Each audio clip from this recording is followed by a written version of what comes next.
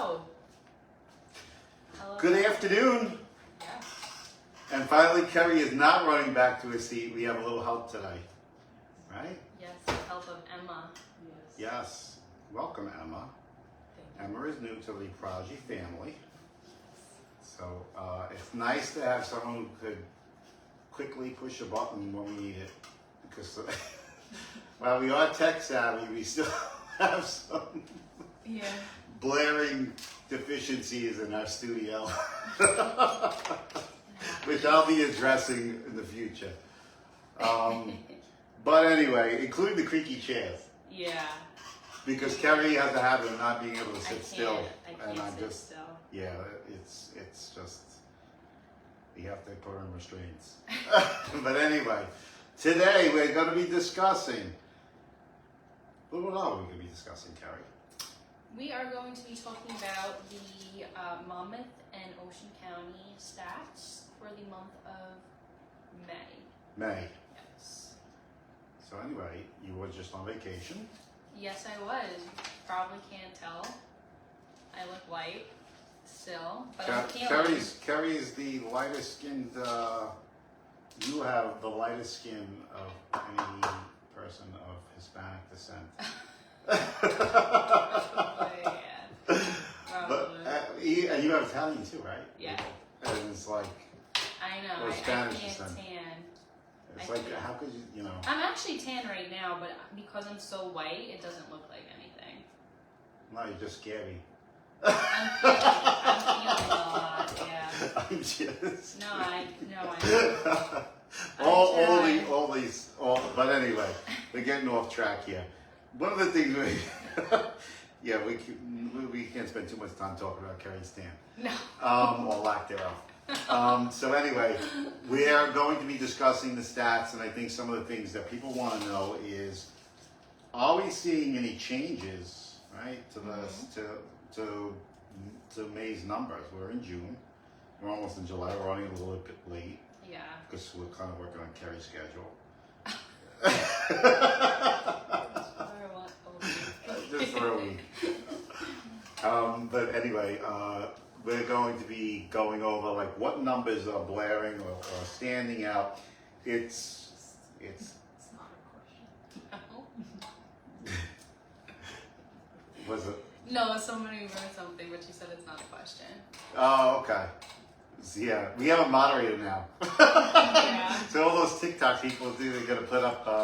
He's trying to. Wow. Oh. No, I'm not even gonna go. We don't need to discuss it. Sorry guys, the Facebook crowd that's up there, we're gonna be looking up and down. So when we're looking down, we're looking. There was some funny stuff that actually happened downstairs. It's always like that in every building or any piece of real estate. Downstairs is always the rowdy crowd. So, anyway, so we'll get a comment or two, and I have this awful, horrible habit of reading stuff that I shouldn't read, but I will. God, don't answer that. I can see it from here. I don't want to look at it. But anyway, sorry guys. So let's continue on the stat. She's just really like. Sorry.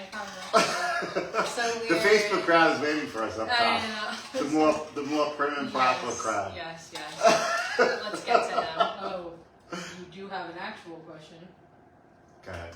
Why don't more agents know about USDA loans? USDA? Mm-hmm. I never even heard of a USDA loan. Yeah, I don't know what that is. USDA. Well, maybe you could give us an insight into that after in a message, and we'll discuss it afterwards, right? Yeah.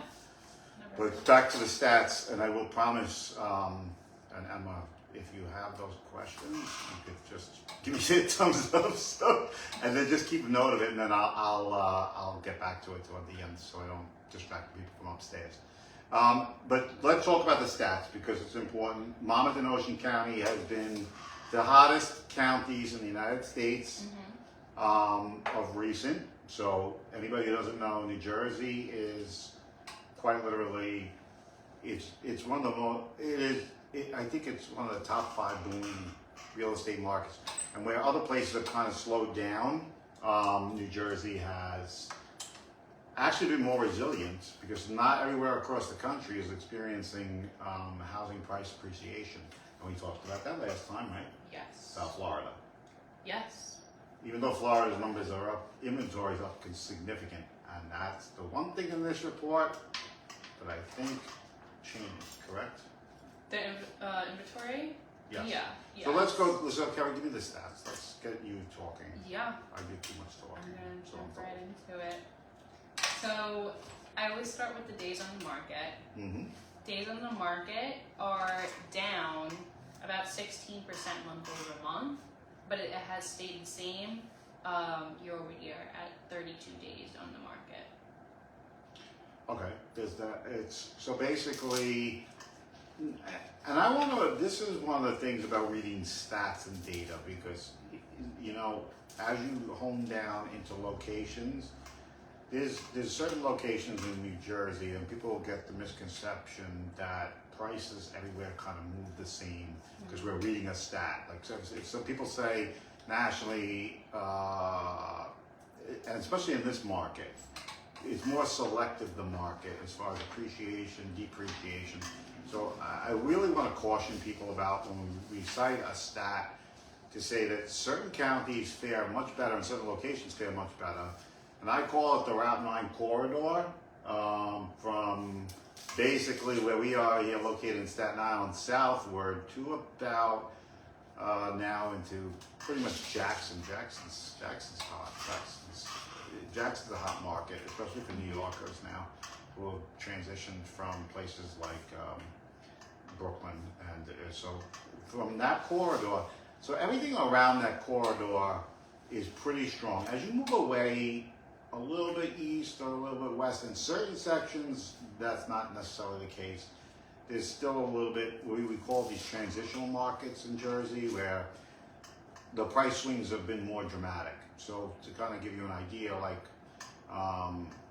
maybe a place like Keyport, or a place that, although Keyport's seen a fair amount of appreciation, it was one of those ones that what I call sit on the cusp of like what I call the transitional market, meaning these markets tend to appreciate very rapidly or depreciate very rapidly depending on market conditions. That's true throughout New Jersey for a lot of places, and I think it's important to understand that when you look at these numbers, that's part of the equation we have to monitor. So, but prices, like you said, days on the market are currently still standing at the same pace they were last year, correct? Yeah. So there's no real change there, but I don't think that's the same like in every place. So let's get to the next number. The next is the month's inventory. Right. Month's inventory is down month over month about 8% and down year over year 50%. Yeah, so it does appear, and correlating that with new listings and active listings being on the increase. So this kind of correlates here. So, and where places in Florida have struggled with this as far as volumes of sales, meaning the number, so we look at months inventory as a factor of how many new listings, active listings are currently on the market. In Florida, it's up substantially and sales have not really picked up based on the amount of new homes that are coming on the market. That's not the case here, at least as of this report. Well, what really we will be paying attention to is like the next few reports, because there is some indications that like most of the country, and CNBC just came out with a report that I pulled out, and I'll get into that later, about the more recent cooling of the real estate market. Now, I want to caution people, cooling does not mean price drops. It means that the active interest in real estate is kind of like just dropping a little bit. And I do think that's interest rate reflective. So, which is what, I hate to say this, the Fed is trying to, and with certain degree of success, has toned down the market quite a bit. So like, we haven't seen the kind of like rapid price appreciation we've seen in past months. So it does appear that things on that front seem to be slowing down. There's a couple of indications of that in this report, right? Yes. So let's go to the next thing, which is sale. Sale to list price ratio. So those are both up. Year over year, month over month. Mm-hmm. Year over year, it's up 0.40%, and month over month, it's up 0.8%. Or 0.8%. So again, but the funny thing is that look at the sales to list price ratio, still eclipsing 100% of list, which is May. Now I just want to make this clear because was a time. May was exceptionally hot in market, but I definitely did. There's going to be a change in this report come July. The July numbers, I think July and August, you're going to definitely see some of this come down a bit. Just from my personal experience of being in the market for some time there, I think we're going to start to see a little bit of tapering down on how much these list to sell prices are. I wish I could like break them into little geographic areas because it's different in different places. Yeah. And it's just too. This place like Manalapan, Old Bridge is like it's still ridiculously hot, and those numbers have been now the sale to list price ratio in those places could be twice that it is in Freehold, not too far away. Even though Freehold is still done well. But like they could be like almost 105 or 106% of list price in those places. So I said the tide lifts all boats. So it is basically saying that but it's still on a crooked hot pace, to say the least. And as of May, but like I said, these are what. These are, and some of those sale to list price ratios, even though it's kind of from April, it's up from April. Yeah. But it was down. April was down from May of 2023 at 100.7. It was 101 back in 2023 in last month's report. So is it a bounce? I don't know. But that's something we'll pay attention to in the coming months. Do you think this trend will continue? But I think the trend will continue. I think that if it comes down to the trend, I think the trend is your friend, they say. I think it's an unusual time.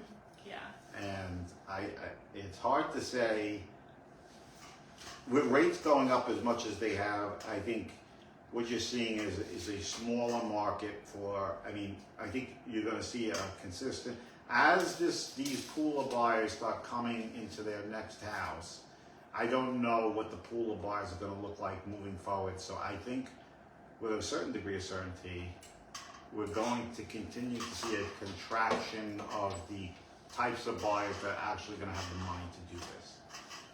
Because the prices are just so high and the affordability, so it's only, and that's why there's so little volume. Even though we're talking about higher numbers, the volume is basically reflective of the fact that there's not many people who make enough income to qualify for a mortgage to even purchase a house. But we've had the influx of Brooklyn buyers that have supported the market in New Jersey. I think there were some stats out there. I don't know. I forget where I saw it. I will pull it up at some point that says New York has really boomed New Jersey's real estate. The quest for suburban living has shut up. Yeah. Yeah, I believe that. Yeah? Are you looking for suburban living? Not currently, but I think when I'm older, I would like to do that. Yeah? Yeah. Are you done with Staten Island? I think I would move out of here. Oh, goodness. You heard that in Jersey. Yes. We'll have another resident there. But anyway, let's get on to the next question. So the sold medium listings, those are both up. The year over year is up about 10%. Month over month up 3%. That's the sold median listing. sold median. Yeah. Yeah. So again, the sold median listing, meaning that people who it's not the sold average sale. So the sold average median. So we look at that as a reflection to see if people are buying higher priced housing that's listed higher, and you can kind of track that as far as like where the market is going. It can be a good future indicator to say that people are willing to move up in value on what's available on the market. So we do look at that as a factor, and again, that's continuing to grow. So I guess I think in some respects, I think some of these places have actually exceeded Staten Island. I got to look at the latest report because I think Monmouth County has surpassed, some parts of Monmouth County has surpassed Staten Island in home values. But it's definitely up again, and that's one of the things we call a good leading indicator. So is it still on the ascent? Yes. We're still seeing, and I'm going to caution people that some of this stuff is data that's reflective of basically the tail end of winter. So I do see, I want to caution people that the current sentiments, or the sentiment-wise, this is the most freakishly unusual market you'll ever see or experience. I've never seen anything like this. It's like it's I call it market schizophrenia. Schizophrenia. Yeah, so basically it's like a manic depressant, schizophrenic type of market where like one week it's absolutely there's 1.5 million showings on everything, and then the next week it like basically dries up and it's like, okay, where did everybody go? And that's been the market, like how it's worked, and it's odd. We saw that, I definitely saw that in March, April, May, and then it kind of like tailed off a bit. Rates kind of peaked up a little bit. They came down, came up, and then they've tailed down the last few weeks, but have been up the last 5 days. So we'll see how that works out. Yes. So what's up next? The sold average listing. Mm-hmm. That is up year over year about 9%, but it's down month over month 0.30%. This is the oddest part of this report. Yeah. Okay. The sold average sale price is down month over month, correct? Yes. Sold average sale down. So, is that a sign? And that's the same thing that happened in the Staten Island market. We did the report for Staten Island, correct? Mm-hmm. What? Oh, you wanted to ask something? Oh, no. Oh, you saw something. No, I was thinking. She can't help but notice the comment section. She's like really. She gets like. Look, I know. I'm sorry. I get cautious. No. Self-cautious. Kick him. Okay, that's what I noticed. I noticed a comment and then it went And then it just missing. disappeared. Yeah. So I was like, oh, it must have been bad. Thank God I don't care to even look. So I'm not even looking. Who knows? God help me with these that's TikTok for you. But TikTok is a good audience. I mean, No, they're active. they're active. Yeah. And Facebook audience is completely different, right? So, It is, yeah. But I think there's we do. people watching. Yeah, so. Yeah, but they don't want. and if you have a question, a real estate question, you could ask it, guys. Yes. Let's keep it civil. Yeah. I know you all want to become real estate agents and think that it's just so awesome out there, but you could ask that question. What is a good? Is there any other question there, Emma? Another question. Somebody said, I want to buy an $800,000 house, but I make $25K a year. Well, there you go. I make $25K a year. Well, I hope you have other forms of income. Yeah. You will definitely not qualify. But yeah, that's a little. That's but this seems to be a problem that a lot of people face. I mean, overall incomes have not kept pace with, and it's hard because it's a challenging time in that respect. and the amount of layoffs lately, we've been dealing with a few things with certain places that show that there's some interesting things happening out there.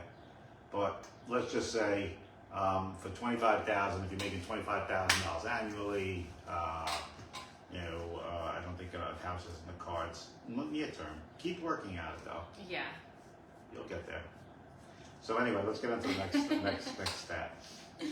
The next stat is the sold average sale. So that's down month over month. I think you just did that. Sold average sale. That was sold average listing. This is sold average sale. Okay. Yes. Which is also down. Right? Yes, that is also down month over month. That's down 1.8%. So to give you where that is at, and it's funny, and that's why averages are funny, because the sold median is up. Sold median is up 2.94. Sold average is down 1.8. Because what'll happen here is a few pieces of data will skew this is why median sometimes is a better indicator. There'll be some data that skews one way, but I mean, it's still, I think it's notable. And I think that has a lot to do with interest rates peaking up a bit. So we haven't seen this happen. We saw it happen. Consequently, we did the report earlier in the month on Staten Island. The same numbers appeared. It was basically the same two arenas, sold average sale prices, and that's because when this report is kind of flowing to us, it was reflective of when the markets hit over just about 8% on the interest rates, and it was a noticeable decline. So interest rate sensitive market has definitely shown itself in several instances. I don't know if that holds true today, but I'll tell you, it's hard to say. I mean, it's like I said, it's a very schizophrenic market. I've never seen it. I've been doing this 18 years. I've never seen anything like this. It's just crazy. What a year. What a time to be alive. It's just, I hate to say this. It's just doing stats. This is 13, like I said, I've said this 1,000 times. I think I've been doing stats for 13 years. Yeah. They're weirder and weirder. So it's like you don't understand what the heck they are and what's going on, So it's like you try to make sense of it, and it's hard to make sense of what you're seeing. This has never happened. Like these numbers, even though volume of sales is up and things like that, you just don't see it happen like the way it's happening. It's very hard to imagine that in a time that prices have come up. Consequently, listings usually peak up with it, and that's not the case anymore. I don't think the market can afford to do it either. So I don't think there's much more. I don't think there's wiggle room. If inventory peaks up 25% or 30%, I don't think there's a big pool of buyers. The buyers that are out there are kind of constrained to a degree. Any more supply added, we may start to see things trickle down a bit. But anyway, next stat. Next stat is the sold medium sale. Still, that's basically, I think we just kind of... Yeah, they're all kind of... So the sold median was up. We kind of said the sold median was up. Just to give you the number, the sold median sale for Monmouth and Ocean County was 525,000. 525,000, up from 510,000 a month prior, and up from 475 a year prior. Right? Yes. That's how it goes. Yeah. So it is 8% higher year over year. Now, what do you think is driving these increases? I mean, there's constrained inventory, and I just think it's just the law and supply and demand here. It's if you went to how can I say?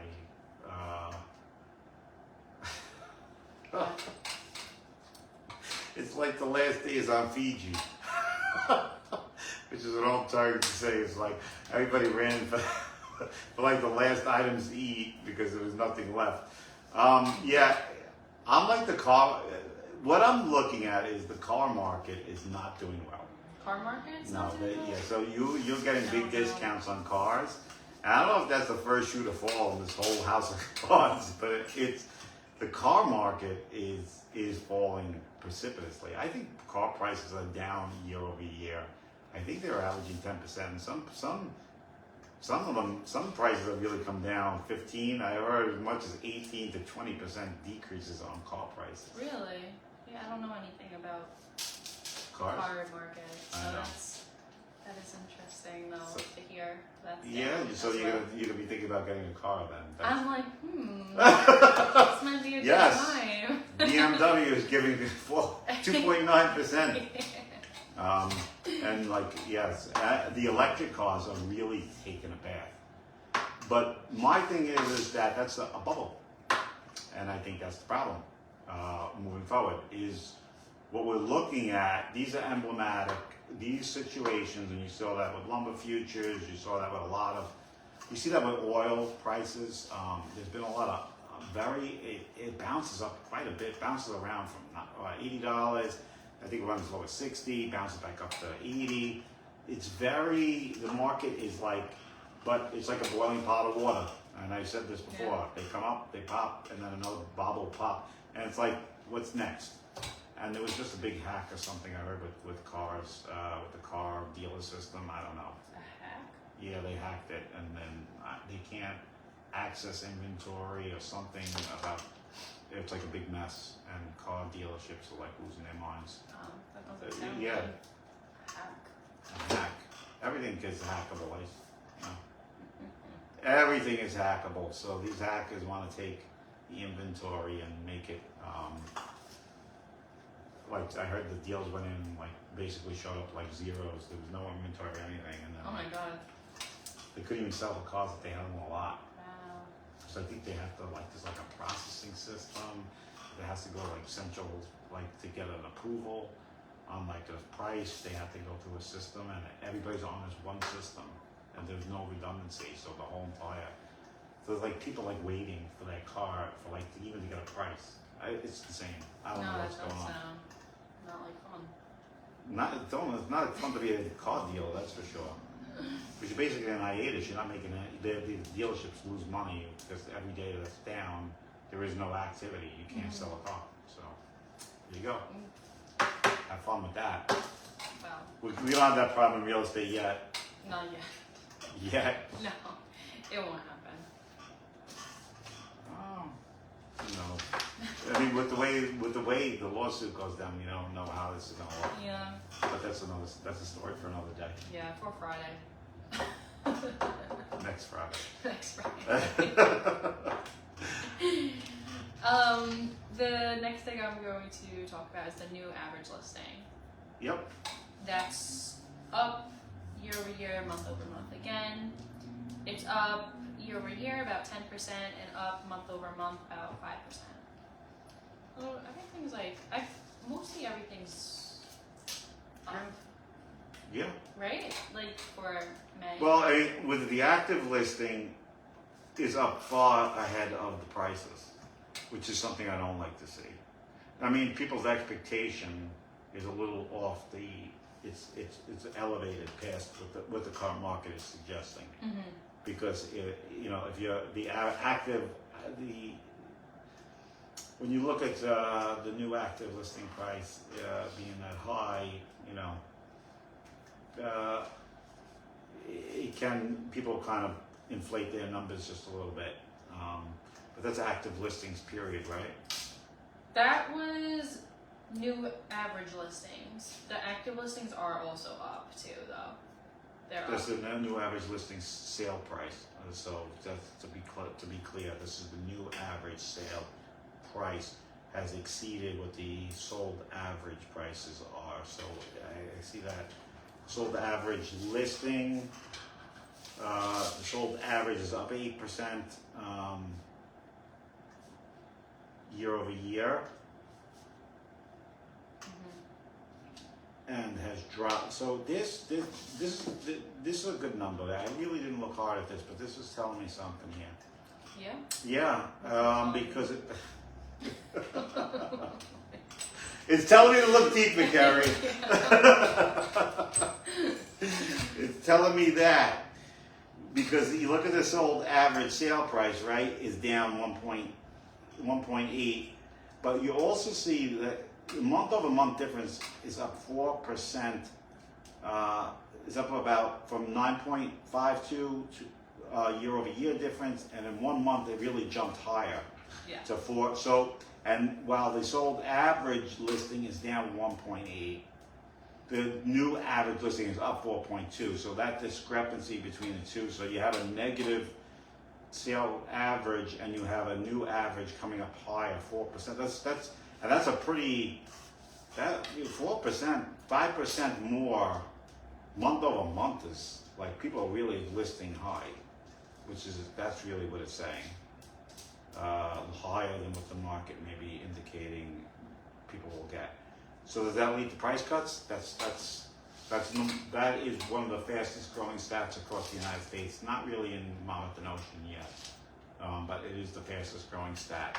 Price cuts across the board have increased all over the United States. They set their prices a little high, they drop the prices to kind of attract buyers. Florida's really seen that quite a bit. I don't think prices have come down much, but the writing's on the wall in certain markets.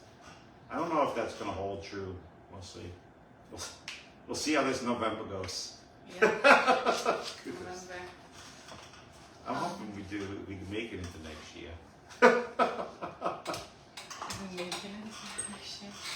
I like it. I'm gonna, it's just gonna be 2025. 2025 we got 2024 was strange. Yes. Can't wait for the month and God help me. it's a year. But 2025, it can get weirder. It can. Don't think this. I don't want it, but you don't know in these days. No, I don't you know. don't. I don't know what anybody else's feeling is about that. Is there any other Michigan? I saw something. Oh yeah, what is the current status of the housing market in Michigan? Okay, so that's a Michigan. Someone's asking about the current state of the market in Michigan. Well, I don't know that. Like I said, CNBC has come out with a report that nationally there's been a slowdown. The house sales have the inventories increased. What we really want to see happen, and it's going to be a natural cooling. I just think at a certain point, with constrained inventory, if it releases itself, you got to remember housing affordability is still at a very high number. It's not like many people could buy, so you don't have the pool of buyers. It doesn't take much. I call it a low volume. I don't like low volume markets. And if you know anything about markets in general, whether it's real estate or stocks or whatever else, low volume.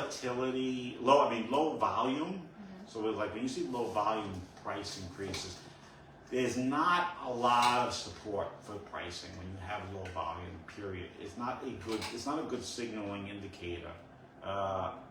It can mean a lot of things. But low volumes are never really the best scenario for any market condition at all. You like to see volume as an increase because it just means there's more active buyers and sellers, and it can be subject to some turbulence. So the Michigan market, you really have to look at the unemployment rates and whether that ticks up or not. Yeah. And Michigan is, in the past, has had a very difficult time navigating. I think Michigan is probably one of the more Rust Belt is rough. It's not real estate in the Rust Belt. If there's any appreciation, it would have happened. I do think that they're subject to a little bit more volatility as far as prices are concerned. They can turn fast. I'm not going to tell you that I know specifically about Michigan, but nationally, those skewed numbers, because you can see you're going against the Jersey market, which is including the national numbers, and it's a higher volume than most of the country, so it can skew data quite a bit. So some places are really not experiencing any real degree of, like, you could say the housing market in some places it's not a crash. Let's not call it a crash at all. But there's some corrective, there are some things that are moving in, not even into corrective territory. It's slowly creeping into it.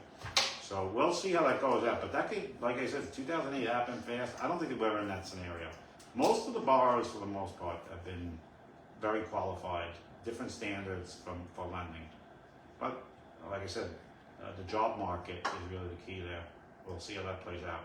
Yeah. Well, I saw that the job market's up, though, no? Yeah. It depends on whose stats you want to believe. Yeah. I don't believe that's the case at all. I mean, if you just, I kind of like, it's rough out there, from what I understand. Just go on TikTok and type job market, you're gonna see people. Yeah. There's literally people screaming like it's all bull, and it's like, it was, and that's just a general search, and you just see. I always get sentiments from TikTok is very good at getting the latest sentiments and more of the stuff than other social media, and they just rail. And I don't think it's funny, but it's like some people do some funny stuff about like what it's like to find a job in this economy. It's like there's people like saying I applied for like 3,000 jobs, and I only heard back from 2, and the 2 that I interviewed ghosted me after 3 weeks. Well, that was more recent. How bad was it? Honestly, before I found this job, I actually looked on like Indeed. I applied to like over 50 on Indeed, and on LinkedIn it was like probably like 45. Like there's a lot, and I think the problem is there's a lot of fake job postings, and I don't know who's creating them, but a lot of them are just literally fake. No, they're not. You think? You don't think? No, we're overwhelmed is really the question, because sometimes we leave stuff up because of the fact we literally have to shut it off. Yeah. This round was like freaking insane, and like it wasn't like that 2 years ago.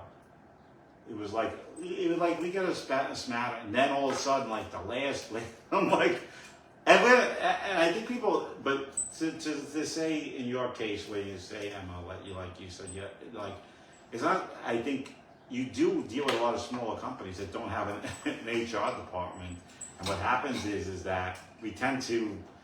I was a little bit more proactive this time by shutting it off because I couldn't even read through. It was a full-time job just to read how many. And we preferred someone locally, so that's why I was here. But we got people applying from different states. Yeah, from like Connecticut. I'm like, wait a minute, you're in Michigan. How's the commute for you? But that's not a good sign. I don't think that's a good sign because it's rough, and I feel for people who are in that situation. It's not easy, but I can tell you the cost of doing business is off the charts. And even running a little office like this, my costs are 30% higher than they were 2 years ago. So it's crazy to say that, but and there's only, you could stretch budgets but for so far. That's why I have boxes for camera stands. I have to go the budget way. But anyway, things are improving. Is there anything else? I'm just looking to say. Is there any other questions? Oh yeah. Somebody asked, do you expect the mortgage rates to come down anytime soon? They don't know what they're doing. Okay. Let me just say this about the Fed and Fed policy. We talked about this. I've railed against this 1,000 times. When they said, what we really have to worry about is a deflationary environment, because the funny thing about bubbles, if they created one, and folks, I'm not going to tell you this, the United States in personal debt is ridiculous levels of debt across the country. So, if you're asking me, I do believe rates, they're going to be forced to do it. Because if they get into the deflationary cycle, see, the problem is with economies like this is that when you have so much debt outstanding in the economy, the tipping points become clicks. That's why when they see bubbles pop, it happens so fast. And my biggest fear, I'm going to tell you what my biggest fear is right now, is the Fed's policy is overly restrictive for too long, and the bubble pops. And they will not be able to do anything quick enough, because rate policy decisions should be made like 2 quarters before like something is going to go wrong, or they feel like the economy's slowing. And I think, I'm going to tell you, I think we're there. I think we're passing the point where it's like, you're going to get a shift, and it's not that. I think the same way that they said inflation was transitory, they were late to raise interest rates, they're going to be late to cut them. It seems like they're not on top of it. I can tell you, it's not. There's a lot of things out there. You could just, the natural sense of things is that it's not, things are slowing down to the point where I think we've been in a recession for a few years. I could just tell, because the best thing about economics of scale is, and we're in real estate, so depending on where people are, we could see certain things peaking up, like people who haven't paid their mortgage, or people who are in financial distress. These are things that we didn't see 7-8 months ago. We are seeing that with considerably more recently, and it's that those things, I hate to say those things frighten me, because I lived through 2008, and it's not a pretty time for people. So it's not. I believe that interest rates will come down. Yes, I do think that they will make a cut. They will make a cut come September, and I thought they should have did it in March, and I still think that they're way late to the game, and they risk. There's some risk there if they don't do something sooner than later. Inflation or not, people they don't like the high cost of things, and I hate to say this, if you want deflation or you want prices to be down, economy has to go down with it. So it's like you have to deal with one, either high unemployment and less people, enough people to buy things. And that's basically what's going to cause demand to shrink and prices to collapse. And it's not. Yeah, it's not a fun time for a Fed person. They don't. I think one of the things that they don't equate is the velocity of money. So, question. Was there any other questions besides that? None. Okay. Did you have anything left? Yes. Hey. Yeah. So.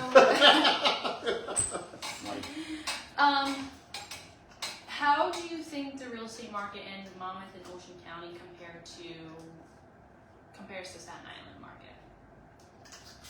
Staten Island is not fared as well. So Staten Island is, New York City as a whole hasn't fared because the exodus is to New Jersey. And the amount of buyers coming into the New York market versus the New Jersey market is far, and people are going to say, well, there may be more volumes, but I do think that the transition now from New York to New Jersey, people don't want to leave the area, but they want to move close enough that it's not Florida. So, Sorry, I yawned, so I Okay, covered good. my mouth. You're getting more cold before these. I know.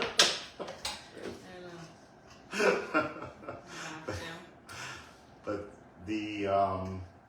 I do think that most of the buyers here, we did not pick up the pace, like, we're not at the pace of Monmouth County as far as price appreciation at all. Mm-hmm. And I still think, but my thing is eventually that's going to catch up to Monmouth and Ocean Counties, because I do think that because of it's a lagging effect. They get a lagging effect of how the New York market responds to rates and things like that. Right now, people are getting high prices for their house. If that changes somehow in the next few months, it's going to affect basically what's happening in the New Jersey market, because that's why the prices appreciated. There's a lot of markets in New Jersey. Edison is a good example. Edison is through the roof. Oh, and Edison was considered to be like relative to New York, it was considered to be cheaper. Even Woodbridge, it was like considered to be cheaper, affordable. No. No more. That's over. It's over. Yeah, it's over. Like they're really just some parts just outside New York are just they're blown through the doors. But do we have anything to say good? Good? Somebody said, no, somebody said Robert Downey Sr. That's maybe that you look like? Maybe? Robert Downey? I don't know who that is, though. Who's that? I don't know. If I ever like Robert Downey Jr., I guess. I don't know. Maybe I appreciate it, but that's a compliment. Anyway, we gotta look him up. But anyway, so what's the The next question? the next question? What are your predictions for the real estate market in Monmouth and Ocean over the next year? What's my prediction? Yeah. Got a quarter? Anyone have a quarter? A coin flip? This is you don't want me to predict. I can't. You can't figure that out. I don't know. It could go one or two ways. My thing is, I hate to say this, it's going to come down to the stability of the overall country over the next 6 months. Yeah. No, That's the a whole precursor thing. for the market. Yeah. Is how unpredictable, and this is the first time in history you could actually say this. It's like to kind of, yeah, there'll be some like there'll be a fluctuation or two based on like, you know, but this time around, the policies and just the polarization of the country could have some consequences, and that's really what I'm more paying attention to than I am paying attention to how the market responds. If everything's copacetic, I do think, and like, you know, things kind of move along without much incident.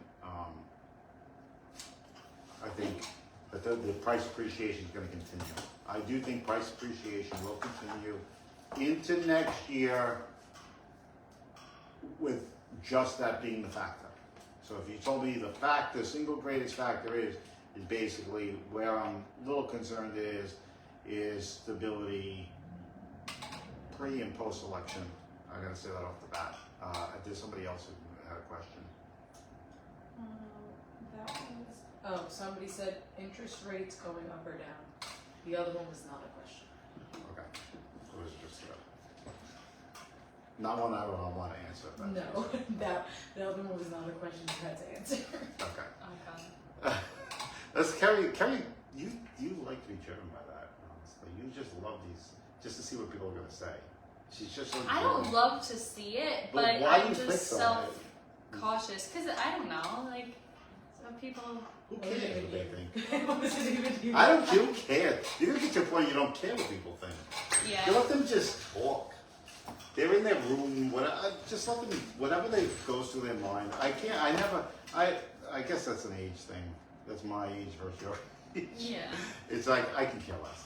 There's nothing you're gonna say to offend me, and I don't think. But there's nothing to say that should offend you. This one, I think that might be a big question. Sorry, guys. From upstairs to down. I just want to give you where we are monitoring what's going on downstairs, which is TikTok. I think. What's the Sorry. question? Somebody said they like your style. I think. Yeah, so man, I like your style. You look sharp. Oh, thank you. And then, will 40 or 50 year loans be the norm in the future? 40 to 50 year loans, and this is all great questions. I like these questions. 40 to 50. Yeah, I do think that's our product. I think there's going to be two products that you're going to see come into real estate in the future. So the future real estate is going to change. It's going to be called fractional ownership, which is going to be done on the blockchains. So fractional ownership real estate is, instead of you owning like an entire house, if you're familiar with how cryptography or crypto, I hate saying cryptocurrency, it's not cryptocurrency, it's smart contracts. So basically, real estate would be placed on a blockchain. That blockchain, basically, you could own pieces of real estate without owning the complete real estate. And depending on how those things are structured, it would be automatically set into the code. Each property would have a code set, which could open doors, which could tell you how long you could stay, how quickly you could leave. You could transfer ownership very quickly with blockchain technology. I think fractional ownership is going to be the future. 40 to 50 loan will be a product play a little bit more in the near term. I do think that those things will be on the table. There's no doubt about it.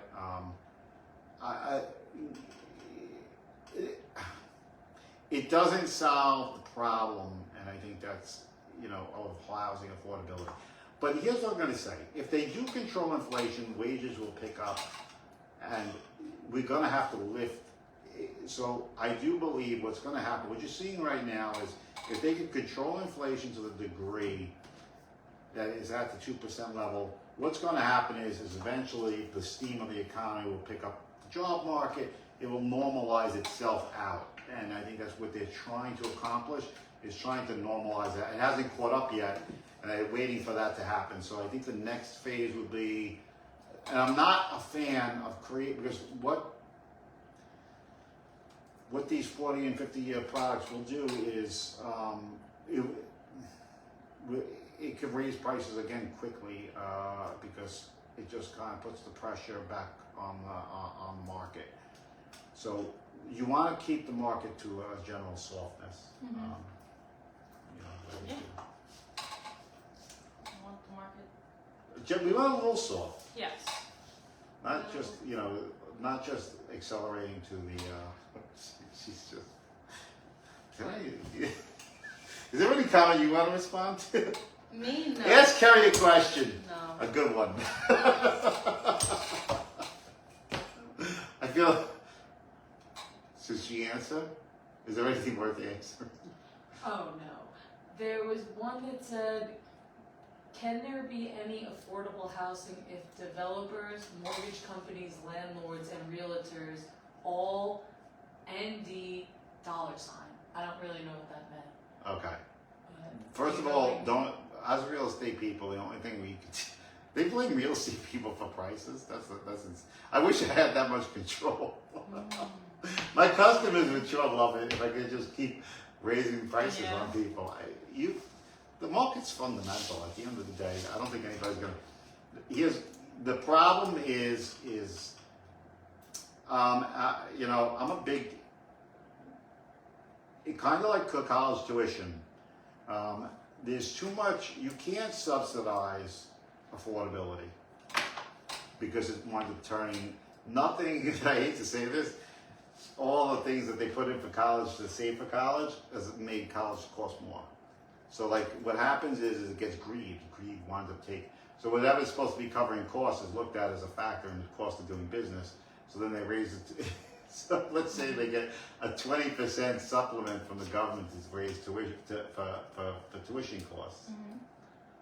The university is going to then in turn raise the price to 20% and still make you. No. So it's like that's, and I hate to say that, and that's what's changed. These are what I call I'm just not a big fan of like what, and you're not going to. It's very hard to create affordability. Because there's so many factors involved in affordability. It's not just the house you buy, so it's utilities. And when you subsidize that and say, because what you're going to do is you're going to increase expense. And then when you increase expense, you increase inflation. When you increase inflation, everything else goes up in cost, and still things don't become affordable. The problem is that housing affordability will be a topic discussed more and more into the future, and especially with AI. Because I do think that we have to figure out what people are going to do for work. Yeah. AI. Right, AI. There you go. Started. What's scary about it to you? To you? Is that Staten Island right there? Is that my Staten Island? To you? Yeah, to you. To you. To you. I don't know. I mean, the things that it could do wrong hands of somebody, it's scary. But it does do good for the world also, I do think. But it depends on how people are using it. Yeah. I think I have changed my opinion. Right. We know you changed your opinion because of the fact that last time ChatGPT was down, you didn't know what to do. I did it. I don't know. Okay. It's like Anthony, ChatGPT right down. Yeah. Well, Keri, you got to go back to writing one. I know, that was... It's like crisis. Yeah, I remember we were in like a chat with everybody, and everyone was like freaking out in the chat, like saying like that it was down. Oh my God, the brain of the world shut off. Yeah. But that's scary to me. You shouldn't even. That should. No, that is scary now. That How we many people depend on it now. Yeah. It's like becoming like. Yeah, I guess we'll just have to see what happens in the coming years with AI. If it was to shut down, I really wouldn't. It wouldn't bother me. Yes, it would. That's okay. We're gonna do a test next week. The office ChatGPT will be shut off, and we'll see how you can say this. I'm gonna say you can do the same work you did last week without.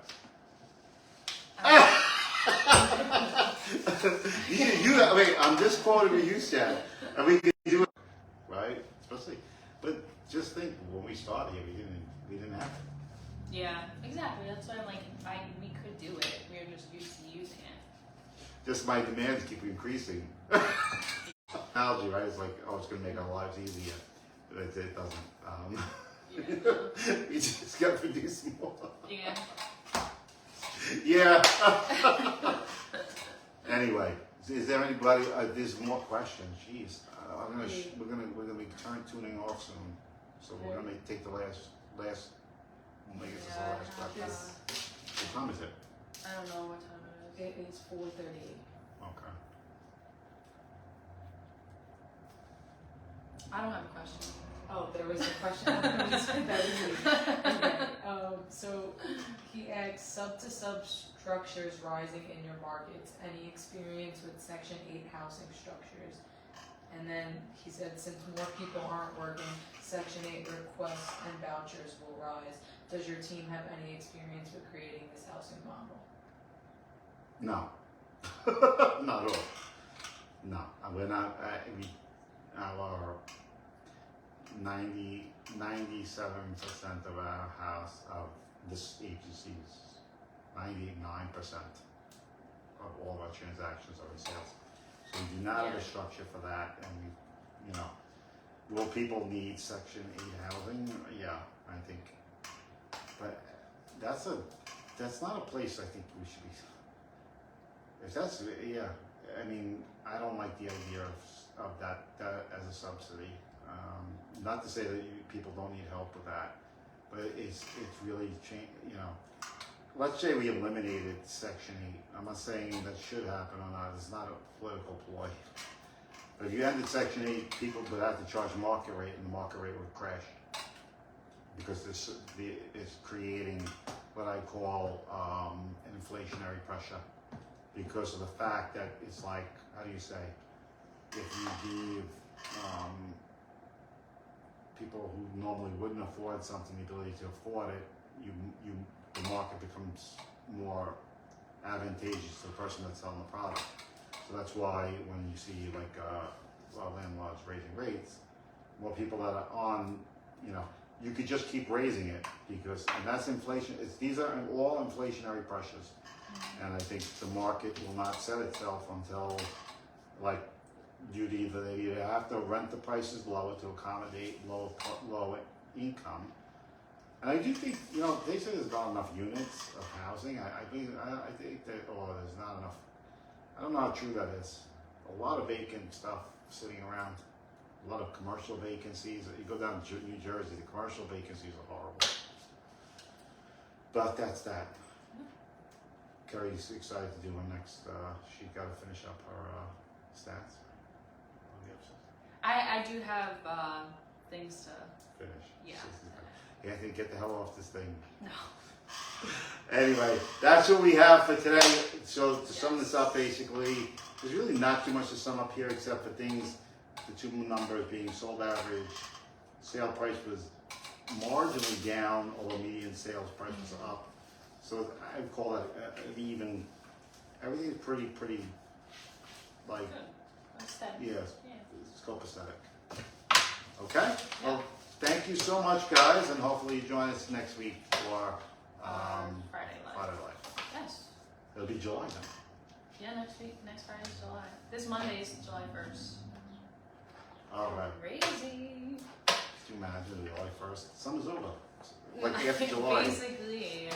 I tell it it's over like July. By the time you wake up, it'll be September. Anyway, ciao. Have a great night. We'll talk to you soon. Yes. Ciao. You got it? Yeah, I guess I will. All right. Bye, guys.